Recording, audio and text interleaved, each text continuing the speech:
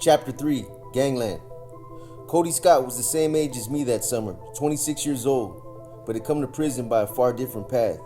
When he was 11 years old, the night after graduating from elementary school, Cody was jumped into the neighborhood Crips gang after unloading all 8 shots in a 12-gauge pump at some Bloods hanging on the wrong street.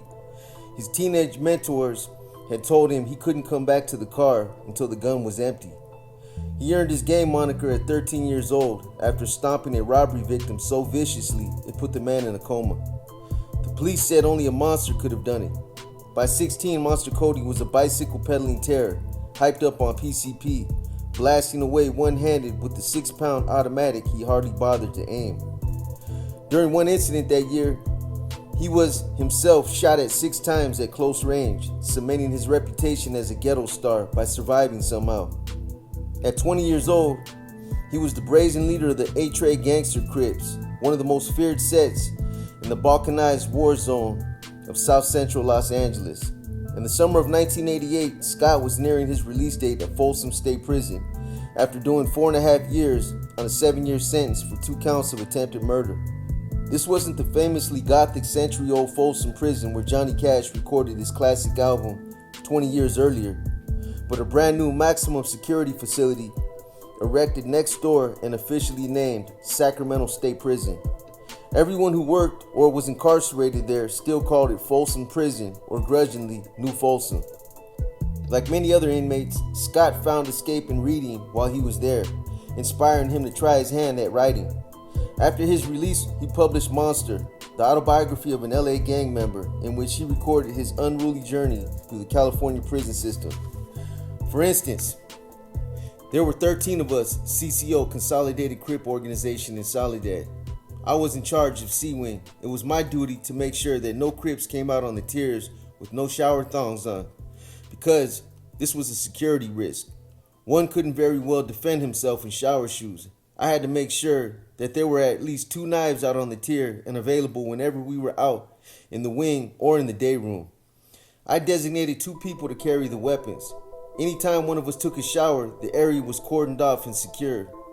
A quiet period was designated from 11 p.m. till 7 a.m. Every Saturday was mass exercise day. All 212 Crips would form 3 huge circles on the yard and go through the routine. The Crips weren't the only gang embedded and organized within the general population of state prisons. Another reformed gangster named Juanito Grattan, one of California's highest ranked prison gang members, also produced a book detailing his prison adventures. The Nuestra Familia, also known as Nuestra Raza or the Northern Structure, was a gang born in the late 1960s among inmates from the northern 2/3 of California who felt themselves oppressed by the LA-based Mexican mafia. After 20 years, the Nuestra Familia had a brutal presence in every city from Central California to Oregon by the time young Juanito took his first fall for dope dealing. He arrived at Corcoran while I was still there learning the ropes. Once at Corcoran, Grattan's orders were to report to the authority in charge, inform the leadership of his Nuestra Raza status, and function hand in hand with all other NR and NF members at the facility. This was a common practice enforced and adhered by all Nuestra Raza members transferred from one facility to another. After being given a first-hand tour of the prison, Grattan was assigned to function under the authority or guidance of Joseph Jojo Moreno, an extremely dangerous, well-known, and respected NF member from Stockton, who was also second in command of overall security. Grattan was given a copy of Nuestra Raza's rules and regulations, known as the 14 bonds. He was explained what was expected of him and his responsibilities, one of which was to memorize the 14 bonds and the NR format. Inmate Grattan spent the next couple of days studying the 14 bonds and the NR format and being introduced to numerous NR and NF members on the yard. He was impressed by their sophistication, knowledge, and know-how. Most of these gangsters had intellectual stature. Grattan, with no idea of the amount of time, effort, and energy these Northern California prison gangs put into educating their members, decided to make his own education a priority. Juanito soon discovered firsthand the importance of his training. One morning, 3 weeks after Grattan's arrival at Corcoran State Prison, Sheldon Skip Villanueva called for all NF and NR members to gather at the handball courts for an emergency meeting. Once on the courts, All regimental members were advised that one of their allies, a border brother, BB, from Merced, had caught wind that Sureños were planning an attack and targeting any and all Norteños during the next day's Cinco de Mayo festivities. Norteños, who were outnumbered 7-1, decided to make a preemptive strike. Plans were made, targets set, and weapons were supplied. A few hours later, all hell broke loose when about 20 Norteños went into the C facility gymnasium and attacked a large group of unsuspecting Sureños. I responded to the alarms, and as soon as I got to the gymnasium door, I observed several Hispanic inmates swinging wooden mop handles at any Mexican they saw in the line of sight. I stepped over one inmate that was knocked out on the floor. He had a huge chunk of skin missing on his forehead. He was bleeding profusely. There were puddles of blood on the floor, and blood splashed across the walls. I heard screaming by inmates that were still conscious to feel their pain. The gymnasium was filled with pepper spray. Still without mask, my eyes burned. One inmate had a shank stuck in his left eye and screamed in pain as two officers escorted him out of the gym to the medical clinic. We recovered several inmate manufactured stabbing weapons, such as a razor blade that was melted on a toothbrush, used as a slashing weapon. We also found soap bars inside his socks and tied in a knot, causing it to be a sap or a bludgeoning weapon. We also found several ice pick weapons with a white cloth handle. To a young fish yard officer barely 5 months out of the CDC Academy, most of this gang activity was invisible but menacing, a constant anxiety. They were the hidden movers of prison life, conspiring with and against each other to subvert the law and its institutions, especially the one they lived in. The official policy of the Department of Corrections at that time, formulated by elected officials and administrators, was that every housing unit in every facility be integrated without regard to race or gang affiliation. The rationale for this policy was that men who were mortal enemies in their communities could become friends in prison, or at least accept each other's viewpoints. This, no doubt, sounded good in Sacramento. To the line guards in charge of implementing the fantasy, however, it was absurd, bloody, and the main reason prisons became uncontrollable. August of 1988 saw the release of Straight Outta Compton, the double platinum record sensation by NWA, that launched gangster rap into the mainstream pop culture without ever playing on the radio.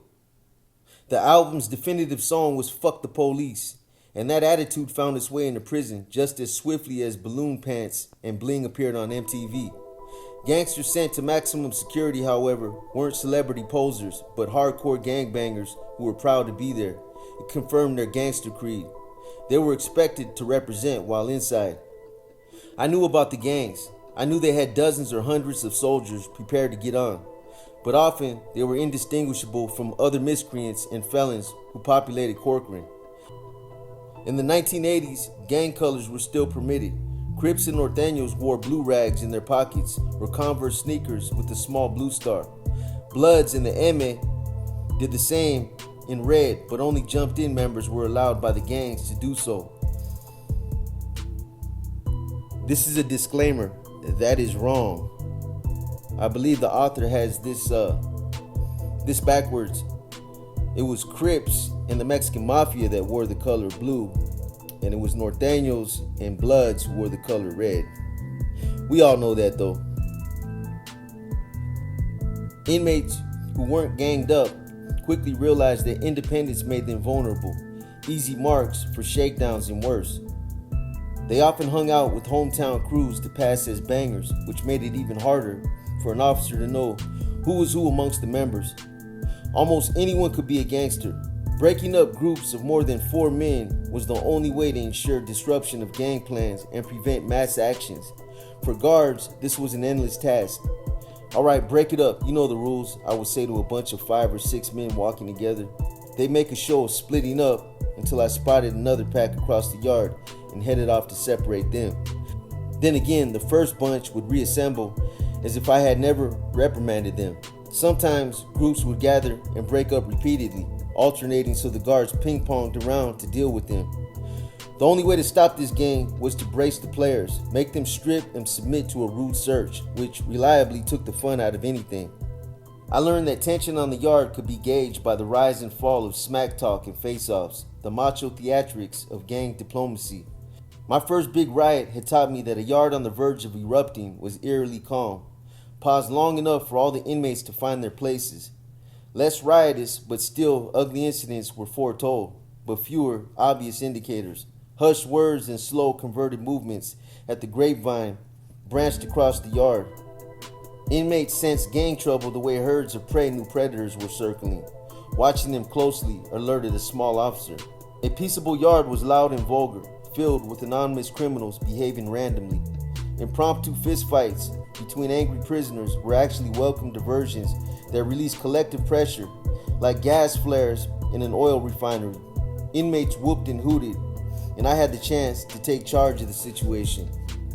One day I was watching some Crips play 5-on-5 basketball. As a former high school all-star and junior college scholarship player, I would get mesmerized watching good basketball, and some of these gangsters were really good. I was taken aback by the hard fouls and harder falls on the rough concrete. The bangers would stop and scream raunchy curses at each other when fouls occurred, offending my sense of hoops decorum. A willowy player named Robinson went in for a layup, and another Crip, a stocky weightlifter named Hester, yanked his legs out from under him, and Robinson crashed painfully to the ground. He got up quickly and was in Hester's face, both yelling "motherfucker" at the top of their lungs. The skinny one smashed the weightlifter's nose, and the fight was on. I ran forward to break it up, but every inmate in the area was rushing in to cheer and holler at the same time. I radioed the gun tower to sound the alarm and put down the yard. The surrounding inmates followed orders, laid prone on the ground, allowing me to stop the fight and cuff up the two fighters. Normally, they go to ADSEG for several months and have a year or two added to their sentences for assault. In this case, though, the yard's Crip shot caller intervened. Convicted murderer Kerwin Payback Holcomb was an original gangster from the Rolling 60s, a legendary Crip set. He was a tall, lanky man with a Rick James hairdo who usually had an entourage of 5 or 6 buff thugs to protect him. He, however, walked by himself into Lieutenant Vea's office. He told Vea that the fight disrespected the game of basketball and the Crips were sorry for it. He said he would make sure it didn't happen again, as if Vea cut his own homeboys some slack. Robinson and Hester got 2 weeks in ADSEG and had to sign waivers absolving the Department of Corrections of responsibility if they hurt one another in the future. The incident also began a relationship between me and inmate Hester. The Bakersfield Crip had an easy laugh and joking manner that never failed to crack me up. Inmate Hester had grown up in a broken home with a welfare mom, a world apart from my stable middle-class boyhood. Hester's story of childhood poverty and juvenile delinquency, told with panache of a natural-born comedian, were illuminating as well as funny.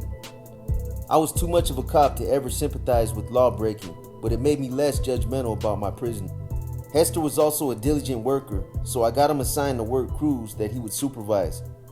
This had advantages for both of us, the kind of prison partnership that eases life inside the walls. Working together on a regular basis had a normalcy about it that helped pass the time and improve the work, meeting the needs of both prisoner and guard. Years later, after I moved on to other prisons and Hester made parole, another Crip told me that David Hester had been killed in a car chase with police. To my surprise, I felt saddened when I heard the news. I love being a yard officer. It put me closer to the inmates than any other posting available to a fish guard. It was also the most dangerous job for the same reason, but that was okay with me. There were plenty of veteran correctional officers who couldn't handle yard duty, lurking near the program office their entire shift and allowing the place to police itself, which meant gang rule. Doing yard duty in prison was like going airborne in the Army. It offered a challenge and a rush that appealed to my gung-ho nature. It was special, only for the elite. I took the kind of pride in my job that some of my peers would call arrogance, but as a young rookie, it made me stand out. When my 3-month tour was up, Lieutenant Vea and Sergeant Marshall both gave me the highest marks they could. They asked me to come back to A yard after completing my probation. I happily accepted. By this time, B and C yards had also filled up and Corcoran was nearing capacity, so quality yard officers were in demand. When the new rookie assignments were posted, I was disappointed.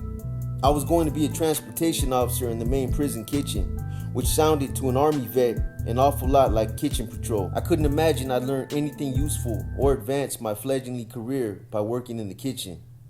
I was utterly wrong on both accounts.